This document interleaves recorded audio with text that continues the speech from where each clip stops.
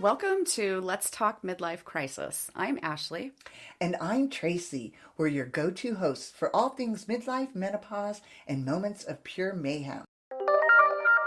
We have author Christine Marie Mason with us, and she's the author of The 9 Lives of Women. Welcome, Christine.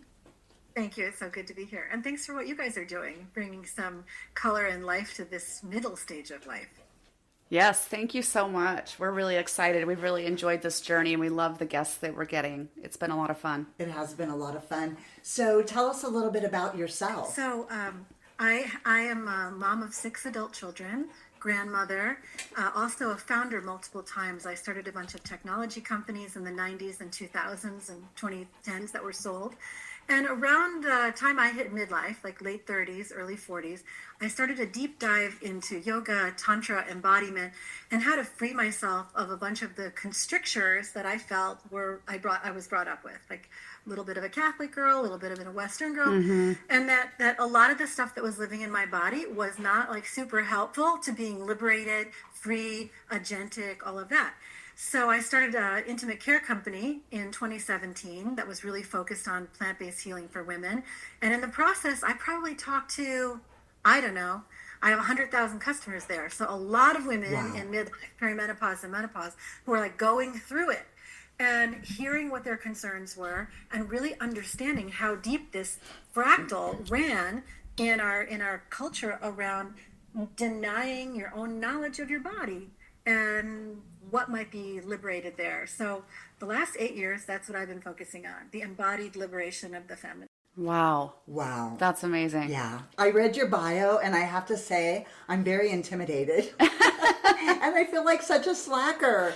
Oh my gosh. Like, what have I really accomplished in my life? Let me just say this from now on. Like what are the main movements in the world, I feel, is like that every woman comes into complete respect and depth of her own knowing and her own path in life, and that there is no such thing as slacker. So undo that. Like, Thank retract. you. Okay. And just say, like, I love and respect myself for everything that I've come through and everywhere I'm going. Yes. Thank you. Yes. That makes me feel better. It does. It does. And also recognizing that a lot of those things that I did were actually driven out of a capitalist identity that was not very pleasurable. Like, a lot of our productivity, accomplishment orientation, and mine in particular, was like, oh, I've got to do more to be loved. And to stay busy and like all of that stuff. And so it wasn't exactly like a healthy, enjoyable thing. Right. Or even just to be respected in every aspect of your life. I sometimes look at, like my older sister is a very successful real estate agent. She runs a brokerage. She is so busy. She has a giant greenhouse. This woman is constantly doing something. And sometimes when I like go visit her and she's finally relaxing with me and we're just kind of visiting, I think, oh, am I keeping her from like, am I being lazy? Am I making her be lazy, like against her will? Like, so I feel like I sometimes compare myself to people that are, because I actually do consider myself kind of a busybody. You are a busybody. But compared to some people in my life, I'm like, no, I actually am not. But so, yeah, I think that. I love this. I'd love to like just pause there and name the different tonality inside of ourselves when we're creating out of joy. And like feels like there's something that's coming through us versus the driven thing that'll make somebody say, let's say it's not about your sister, but about a stranger. Like, wow, she's so amazing. She gets so much done. And how for the woman who's receiving that, there is like a sense of like pride, but it's also a block to intimacy. It's a separation. Like, you're so great, but you're also separate, which means you're not available for the kind of quiet friendship that is actually really nourishing to the soul. Right. So watch how much of our doing is meant to get the kind of connection that we might get by not doing and just being present with people we love. So, if it's coming out of joy, amazing. If it's coming out of pressure, whoosh, take it back. Yeah. Oh, that's great. Wow, that's I great love advice. that. Yeah. That's really great advice. So tell us a little bit about your most recent book, The 9 Lives of Women. You know, maiden-matron-crone is like the model of women's archetypes that we kind of are stuck with, or kind of I grew up with. I didn't really hear anything other than those. And they are wholly defined by your capacity to bear a child. You can bear a child but have not yet. That's maiden. You've already born one and you can bear more, matron. Crone is when you can no longer bear a child. So it's all a very sort of productivity-oriented definition that your value is in your childbearing. And it seemed to me to be very, very limited. Just like our sexuality was always defined as sort of in relationship to a man, like if your vagina is wet and ready, it's defined in relationship to sexual intercourse, not in relationship to your own pleasure and comfort. So I started to think about like what are the actual stages defined sensually, sexually, and through the reproductive markers of a woman's life that have distinct walks, and how can we look at that in a more holistic way? So people were surprised to see that my first stage of the sensual, sexual, and reproductive life of woman was birth to your period. So that we include the part of us that's developing an understanding of our sensual embodiment, feeling our bodies, naming our bodies, being able to say what we like and don't like well before we arrive fully formed like Venus on a half shell at our period or sexual maturation. And then, so the first part was to break all of those stages down. And then when I looked at the way medicine, women's health looked at the period after menopause, it was like menopause and then it's the same until you die, which I was like, that does not sound likely, number one. It sounds like an utter lack of curiosity around what women's sexual experience or sensual experiences are in those stages. And sure enough, diving into that, there are 3 distinct stages after menopause that also have different sort of ways to feel good, feel satisfied, different spiritual and psycho-emotional development stages. So the book is basically an attempt to create a roadmap that blends science and story and narrative for that whole embodied life cycle without losing contact with the essence of your core self. And also hopefully builds a lot of excitement, inspiration, and joy about what those later years are like. That was one goal. That was a big goal. That's a big goal. It's a big goal, yeah. Very important. I was doing a survey of some of the women in the Rosebud community, and I asked them, who do you talk to about these things? Your kids, your partner, your friends, your doctor, your mother. No matter what generation people were in when they answered, the person that was hardest to talk to was their mother. And I was like, how are we going to heal the transmission if the mother and daughter, like that's how the culture of womanhood is passed in the family line. Right. So how are you going to heal that if you can't have dialogue? So each chapter ends with empathy with person in that stage, meant to build cross-generational narratives. And then the last piece is I really wanted to shine some light on how the questions that are available to a woman now are utterly different than at any time in history. Right. So you'll notice in the section on matrescence or becoming a mother, that the questions a woman who is thinking about having a child can ask now, should I have a child? Wasn't even a question 100 years ago. Right. Should I have a child alone or with a partner? Wasn't even a question. Should I use assisted reproductive technologies? Should I do CRISPR editing? Should I freeze my eggs? Like, come on. There's so many questions. And so I felt like really putting it in the context of what current technology allows. Also, like you're living 30 years past menopause, which you weren't doing. Like to really create a more comprehensive and current view of what our life cycles are. So 3 of the goals of the book. Wow. Yeah. And that's fabulous. I find it enlightening because so much of women's health advice is still based on male biology, right? And those who originally wrote about it and educated us about it. So I'm just thrilled to hear this.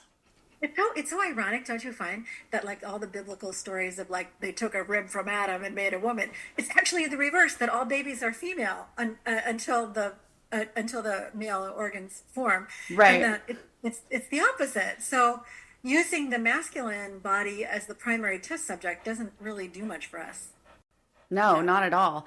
And I think to your point too, the questions that you started asking, like, should I have a child now with someone or by myself? Like things like that nobody ever would have even thought of saying or thinking years ago, and not very many years ago. Yeah, like it was like birth control outside of marriage was illegal. Come on. Right.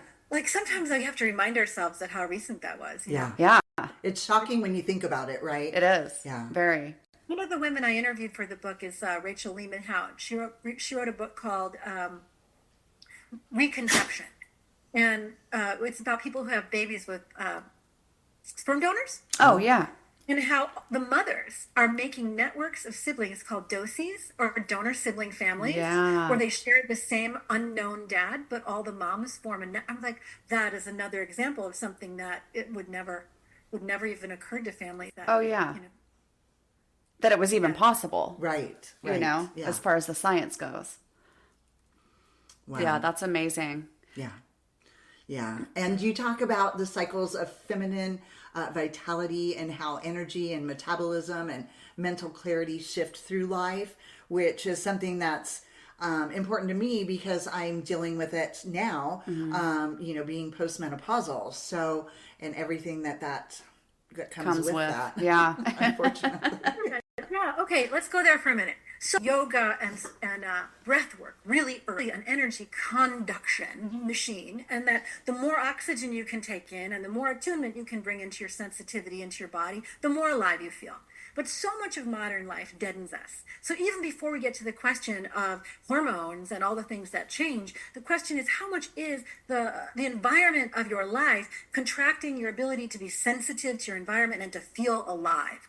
And so people are like, oh, you know, the first movement is like, I have dryness, for example, in postmenopausal period. Well, you know what the first thing you're doing is you're like doing squats. And you're spiraling your hips because you're pulsing the vaginal floor because it brings blood flow into that area. And that's what moisturizes you. So you staying in your active, moving, breathing, energized body is, you know, comes way before even thinking about the hormonal impacts of postmenopause. Wow. Now, you get into that period and then you say, all right, now I'm done all the vitality things. I'm breathing, I'm eating right, I'm hydrating, all of that stuff. Now, what level of intervention would I like to do in order to keep myself vital? I have landed on the side of HRT because women need it for bones, you need it for joints, you need it for mental clarity. So, you know, a little patch, a little pellet, something like that. If your doctor says it's good for you, I'm all for that. And then I would even take it a step further. We talk about in the book also peptide therapy, what's available there for skin tone, for muscular tone. Like, you know, if you can use it, you're going to live 30 years beyond what you were designed to live. So why not live that whole period with the utmost support? Yeah. Yeah. Enjoy. Absolutely. Yeah, I think that it brings joy to you because peptides, we've talked about it a lot internally and externally and, you know, for your face. And then I think if you look better, you feel better and that portrays, right? Yeah. It definitely, I think all the things that we go through affect somehow our confidence in a way. Okay, And- so let's go to that for a second. Like, how does the confidence drop so deeply into our, like, almost the diaphragm, like into the core of our being, that you know yourself as a radiant essence of your soul, so that when you do get wrinkly and you do get a little bit more stiff in the body, that you don't lose the understanding of your radiant being. Yeah. Who you are. Internal confidence. So much of the orientation coming up as a woman is an external validation of who you are. And I think the movement of coming into yourself is like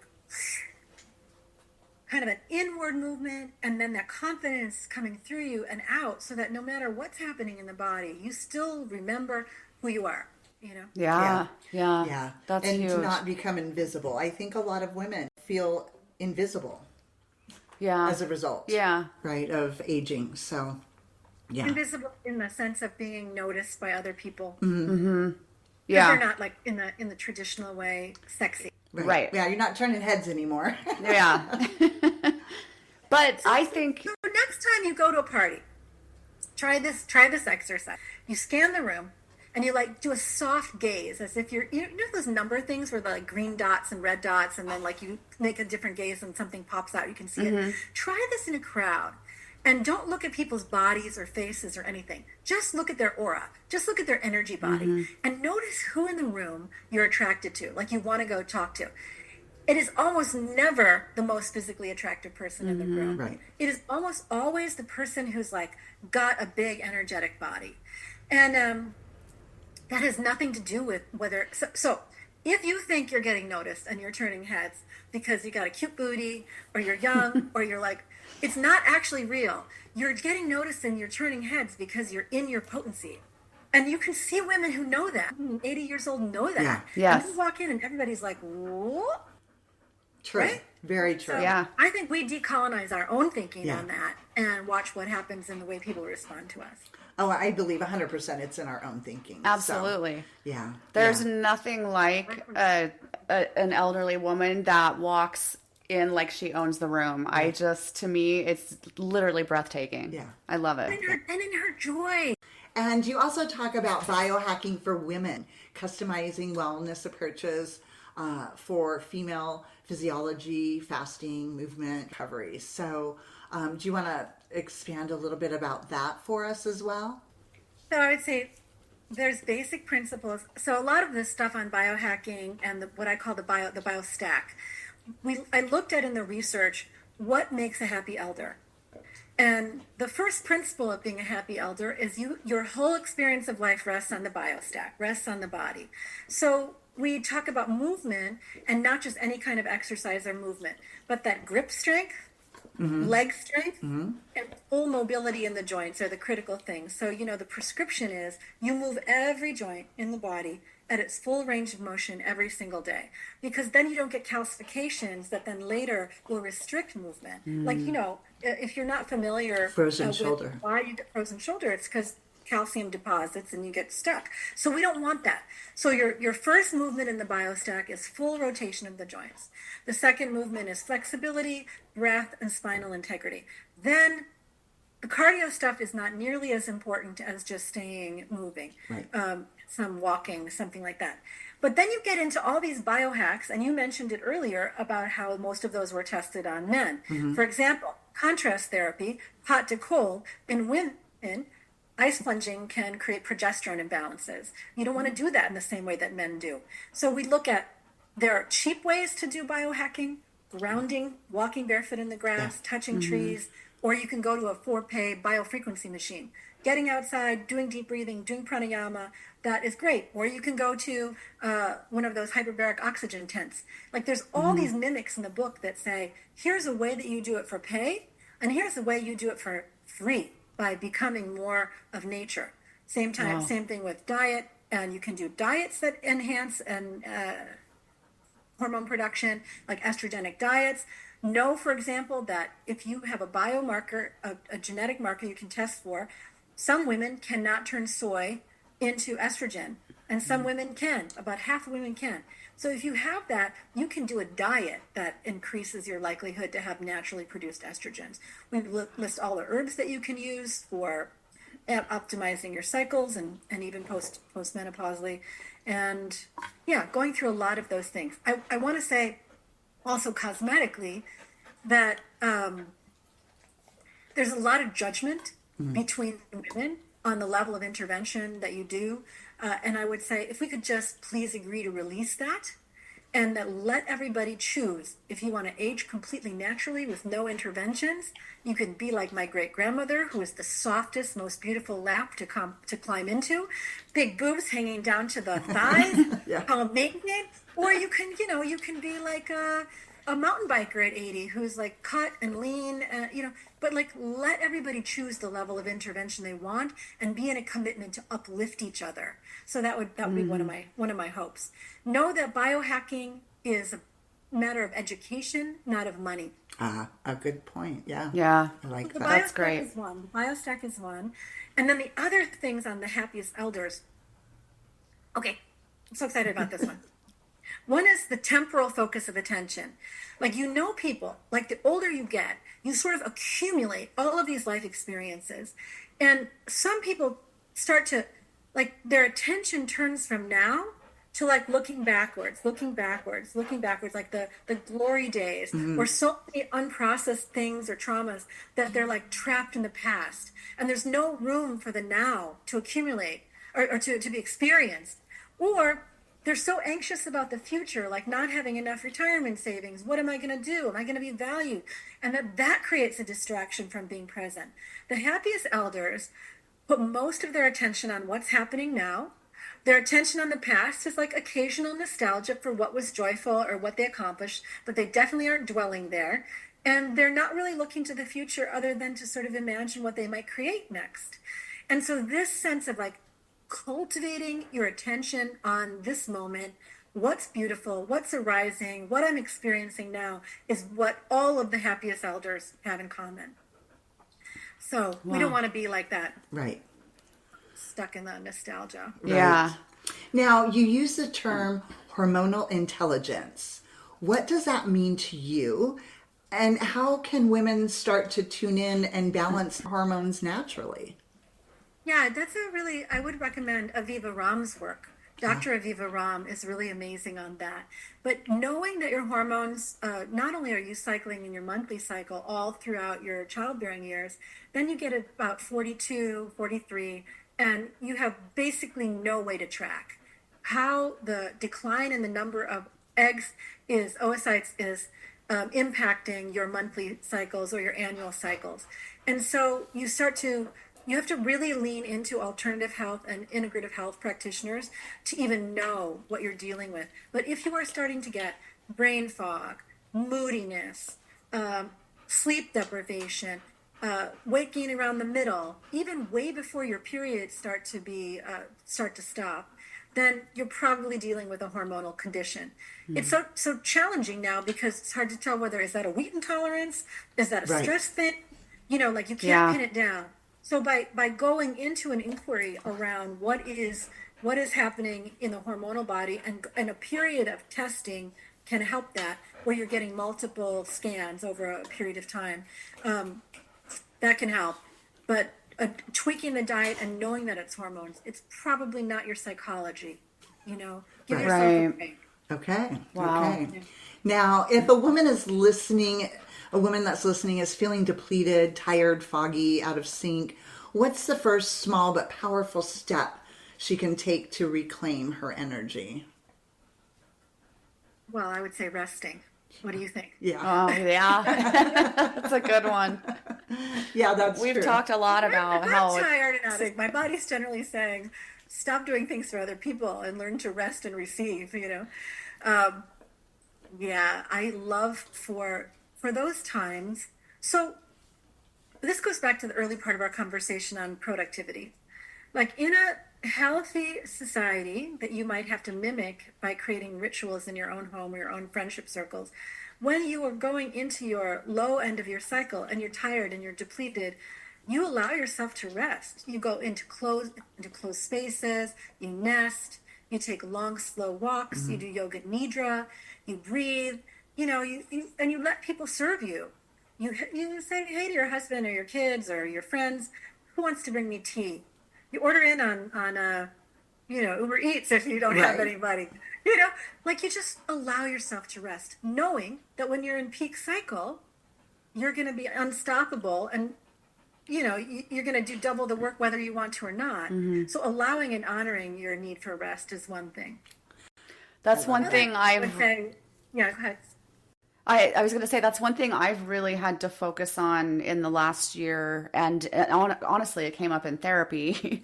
But I just have always, as long as I've been an adult, honestly, taken care. Actually, I should say since I was a child, I was the oldest in my home.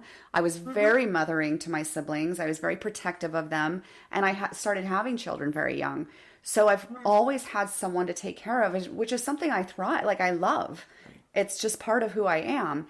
But I got to a point where I wasn't taking care of myself, and I wasn't even realizing that I needed to, because I was so busy worrying about taking care of everybody else. And suddenly I'm in my mid-40s, my kids are all moved out, I'm going through these crazy body changes, and physically, mentally, emotionally, and that's really why I started going to therapy, because I'm like, what is wrong with me? And that was one of the first things she pointed out is you need, what are you doing for self-care? When are you resting? You know? So yeah, I agree. It's huge. Two things on that. First, like just empathizing with that. I completely understand that experience, and notice like how that caretaking is really like this scanning mechanism. Like, is everybody okay? Is everybody okay? It's like a low grade up regulation of your nervous system. And if you've had that from a child, dropping down and allowing like everything is actually okay is a unfamiliar. It's challenging. It's Yeah. very unfamiliar. Yeah. But it's very rewarding. I mean, I like I said, I've been working on it a lot over the last year, and I've noticed a really big difference, not just in how I feel, but even with my relationships, like with my children and my partner and my friends. Like, I think it's really been beneficial in a lot of different aspects. Yeah, like your receptive self is so beautiful. Mm-hmm. And we were talking in the beginning again, like how agency and doing is a way of kind of creates a slight distance between you and others. And then like if you allow yourself to soften and receive, like how beautiful it feels to others that you're like, oh, she's open to me. Yeah. And the beauty of not being in the giving position all the time is that others get to give to you. And that's a big joy. There's another thing that came up while you were talking. Okay. So I can't remember the name of this psychiatrist, but I'll find it. And he studied the habits of the healthiest families, and then tried to teach people, if you want to have a healthy family, here's what you mimic. He said, in a healthy family, the needs of everyone in the family matter equally. The father, the mother, the children. Like, it's not like the father rules and only his needs matter, or everybody's giving everything for the children, the parents are depleted, or the mother's giving. Like, that in a healthy family, everyone gets what they need. Right. And when I first heard that, I was like, what are you talking about? Like, my needs as the mom of a big family. Right.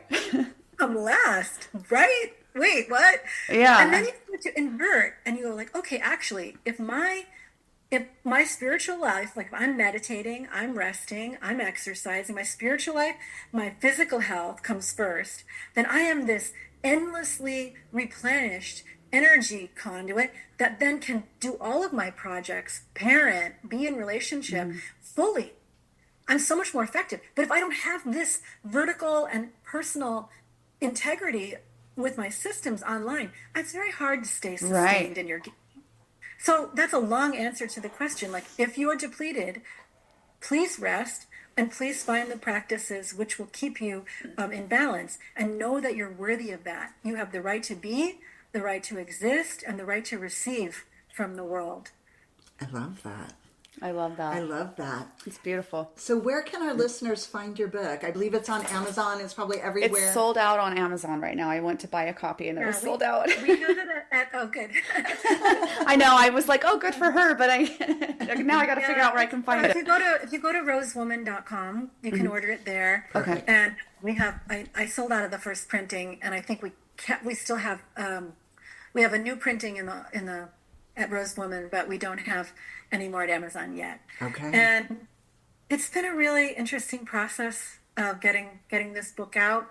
And I'll say why, because I have a large male gaze on my psyche. Like, how will a man perceive what I'm writing? And one of the biggest joys I had in the book was that the first reviews that came in on Amazon were all from men. Wow. Love that. Who read the book and said, like 2 chapters in, I got a text from one of my pre-readers who was a man. He goes, I had no idea. I'm 60 years old and I had no idea what you go through.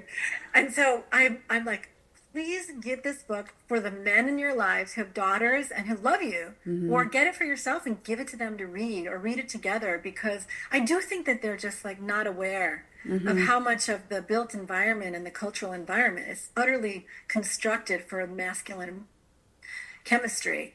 Right. So Yeah, thank you for asking about the book. A lot of the people who are interviewed in the book they're also long extended interviews with them at the Rose Woman podcast also. So Oh, if you good. find like Aviva, you asked about hormone intelligence. I have a whole podcast with her. Plus she's got a couple of New York Times bestsellers on hormone intelligence. So in some cases, I'm pointing in the book to deeper knowledge that's available on any of those topics. And if anybody wants to double click, the book's 400 pages, okay? So almost Wow. 400 pages. But there's like 1,000 pages of writing that go behind it. So we could double click on any topic and, go deeper if people want to send me questions or whatever. Wow, that's great. Fabulous. Thank you. Okay, and so all of the links that we've talked about throughout this show will be in our show notes, so you'll be able to find them, as well as links to where you can find Christine's newest book. But thank you so much for joining us today. It was such a pleasure to get to know you, and looking forward to reading your book. Yeah, thank you, Christine. Thank you, you guys. I'm really glad to be here. And like as a closing reminder that no matter what stage you're at, you are like beautiful, accepted, and that the time after menopause is so much more joyful and vivacious than anyone ever told me. And it's probably been the best period of my life. So if you're sort of in your 30s and 40s and you're like, what's going on with me? Just know that it is only beauty. Don't worry. Awesome. Thank Wow. you. Well, that wraps it up for today. Thanks for joining us on Let's Talk Midlife Crisis. We hope you got some laughs, a little inspiration, and maybe a few new ideas. If you loved today's episode, hit that subscribe button so you'll never miss an episode. And hey, share the love. Send this episode to a friend who could use a good laugh and some midlife wisdom. Connect with us on social media at Let's Talk Midlife Crisis and let us know what's on your mind. We love hearing from you. At Arizona State University, we're bringing world-class education from our globally acclaimed faculty to you. Ranked #1 in innovation for 10 consecutive years and #2 among public universities for employability. ASU isn't just ahead of the curve, it's creating new paths to success. Earn your degree from the nation's most innovative university. Online, that's a degree better. Explore more than 300 undergraduate, graduate, and certificate programs at asuonline.asu.edu.